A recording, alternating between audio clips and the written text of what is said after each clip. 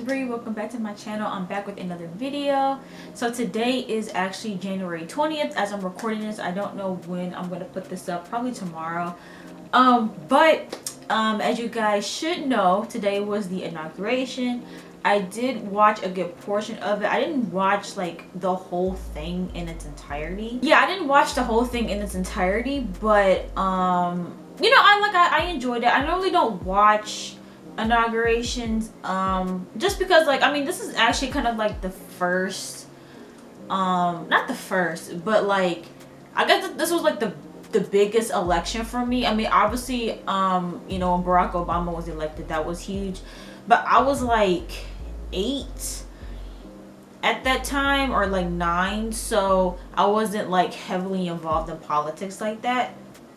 And so, but for this election, like I was actually involved. I voted this time, so I was like really like invested into this particular election. And so I tuned in. I didn't watch the whole thing. I didn't watch Trump's part. I think by the time I even tuned in to the inauguration, his part was like already over. So I think he gave like a speech or something, or Melania did. I don't know, but either way, I did watch like a good portion of it. I know that J-Lo performed, and J-Lo actually did. That's what it was. So I tuned in because I fell asleep, and then I woke up and I tuned back in, and J-Lo was performing. And J-Lo actually wasn't that bad. I mean, people have had a lot to say about J-Lo in the past couple of years, like a lot of negative stuff, but I don't know. I think J-Lo did a really good job when she performed. And Twitter is jokes. Twitter is just so funny. I think Twitter is hilarious because they, we're talking about, of course, Michelle and Barack Obama. They were there, and Michelle did look good. Michelle did look really, really good. Her hair was laid, and it's funny because literally the word laid was trending on Twitter, which is hilarious. But yeah, everybody looked pretty good. Everybody seemed pretty fashionable. Kamala looked really good as always. And it was amazing to just be a part of witnessing history being made with Kamala, being the first child, the first everything. The first black, the first Indian. I think she's part Indian or something like that. Vice president. And it was cool. Like, it was cool to like experience that. I'm surprised she wasn't more emotional. Maybe she probably had those moments in private in terms of her making history, because that's a big deal when you are like the first of anything. It's a big deal, and so it just was really nice to see. And of course I did watch Joe Biden be sworn in, put his hand on the Bible, and then I watched his entire speech that he gave after that. And I mean, it did make me feel hopeful. Obviously I didn't get because I think a lot of people get it misconstrued that everybody who voted for Biden is so like we just love Joe Biden so much, and I don't think that was the case for most. I think for the most of us, it just was like, okay, out of these two candidates, Joe Biden was like the best option. And so for me, it's like I wasn't like over the moon excited, but I was happy that this moment finally came, and we finally reached the end of this 4-year turmoil that we've been dealing with. And it's crazy because like I always had hope that we would get to this point, but I think for me my feelings about this and the inauguration and everything is more so that like I feel a sense of relief. Like it's It's like it's a big like it's bringing like peace to me to know that Joe Biden is now the president. It's not to say that I think that, you know, things are just gonna miraculously change overnight.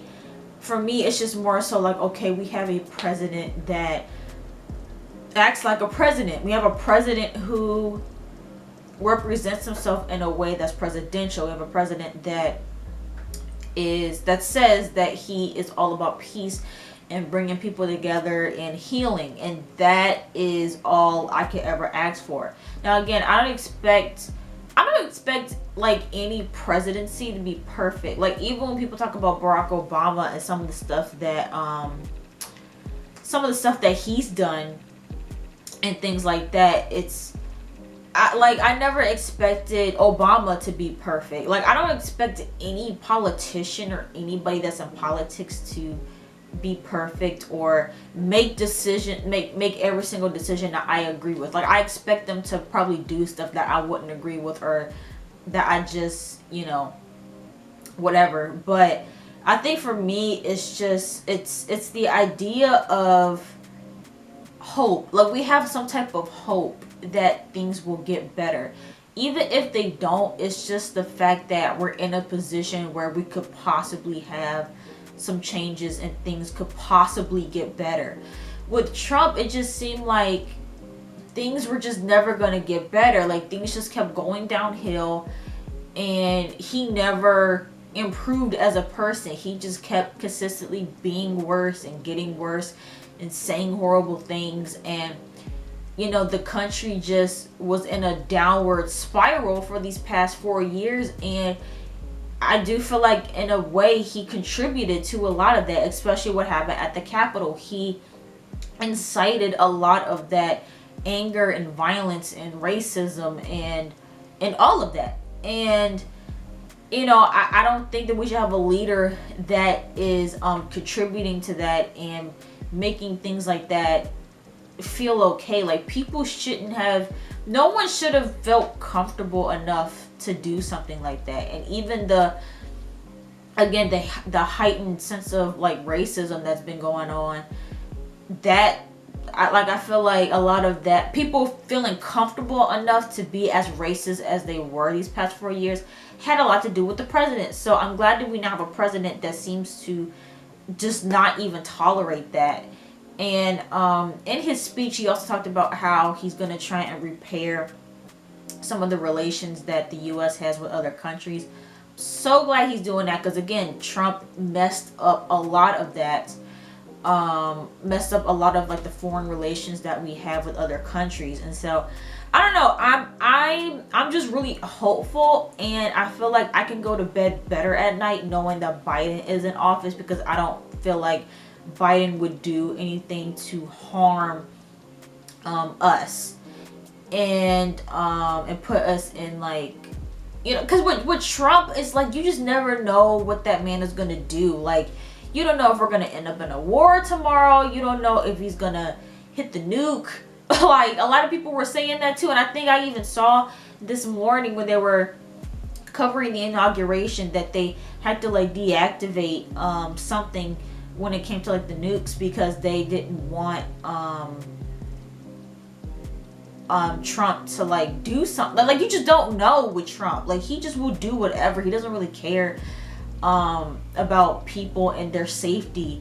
And so having a president like that for 4 years, I mean, it caused a lot of anxiety. So I feel like I can go to bed better at night knowing that at the very least we have a president that doesn't want to put us in harm's way, no matter who you are, whether you're white, black, whoever. He wants to keep everybody safe, and he wants to have some type of unity. I mean, we're so divided, and because we're at this level of division, I don't know if there's a chance in the near future that we're going to get back to how we once were.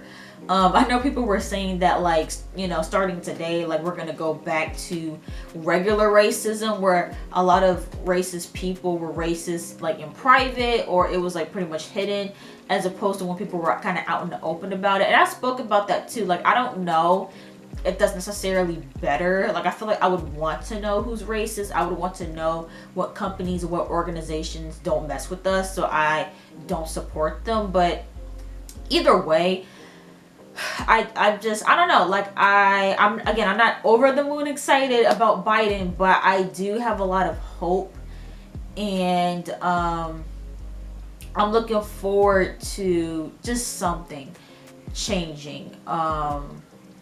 And yeah, so, and hopefully this election will, this past election will show people how important it is to vote and how we do actually have some power. And hopefully we'll be able to see more people that that didn't quite make it to the main ticket. Hopefully we'll get to see them kind of move up. Like Elizabeth Warren and AOC and and Bernie. People have been talking about Bernie too a lot, because Bernie looked like he did not want to be there. I don't think it had anything to do with Biden. Like, I don't think Bernie hates Joe Biden at all. I don't think it was personal. I think Bernie just literally didn't want to be there. I think he looked really, really cold. He looked uncomfortable. Like, he just looked like he didn't want to be there, which was kind of funny. People were making jokes about that too. But yeah, I don't know. Overall, the inauguration was cool. Like I said, I think that, people just want change. People want change, and people want, things to happen. Now, what I will say too, though, is Joe is making a lot of promises. Joe's making a lot of promises. Now, obviously, every politician does this. They make a ton of promises to try and get people to vote for them. But I feel like Joe is making a lot of promises to a lot of groups of people. And yeah, because he's promising the canceling of student loan debt. He's promising free citizenship to immigrants. He's promising more stimulus checks, like more bigger stimulus checks and more stimulus checks. He's promising a lot, and not to say that those things aren't possible, but the man only has 4 years. So we'll see, especially with this new administration and some of these new people that we have in office. It'll be interesting to see how we move from here, and I am expecting at least one thing to change this year. I'm hoping that it's either the minimum wage thing or the student loan debt, because I'm about to graduate soon, and I would be so hurt if I graduate before student loan debt gets canceled, and then I'm like not eligible or something. I don't know, but yeah, so we'll see. I do have I do feel like we are going to go back into a lockdown, like a for real lockdown, like we should have did last year. I do think that Joe Biden is going to, because he has a task force, which Trump didn't have in the beginning, and I don't know if he ever really had a task force for COVID, but I know that Biden has like a whole plan in place. I probably should have, I haven't read it yet. I think it's on his website or something. I haven't read it in its entirety, but I do think that Biden has plans to completely shut down the country, like nothing open but hospitals and grocery stores.